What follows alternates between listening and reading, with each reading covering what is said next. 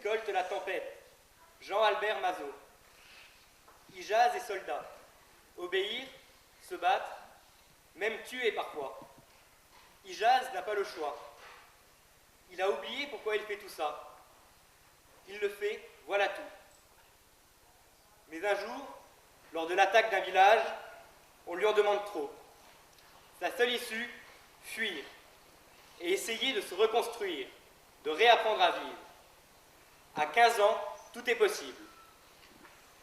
Extrait, page 37.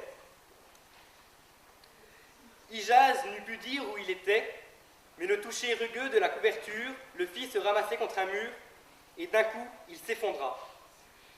La fièvre le saisit aussitôt, l'entoura de ses bras brûlants, l'entraîna dans son gouffre, et Ijaz vit. Il vit ceux qui se levaient humides, en tendant leurs mains décomposées. Il vit l'enfant, une balle dans la tête. Son fusil était encore chaud. Il vit le soldat d'en face blessé qui pleurait.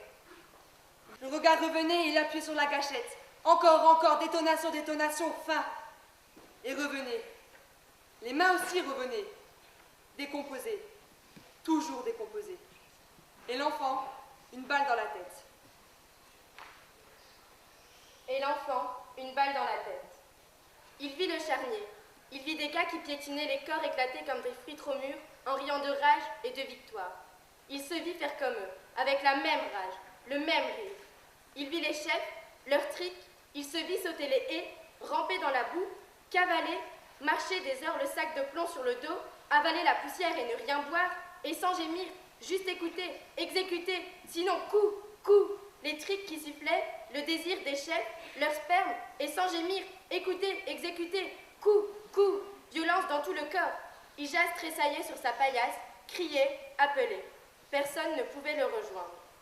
Et les mains revenaient, l'enfant, une balle dans la tête. Et les mains revenaient, l'enfant, une balle dans la tête. Il vit les routes, les pistes, toutes plates, sans arbres. Et le soleil qui les écrasait, les engluait dans l'asphalte ramolli, les enterrait dans la poussière.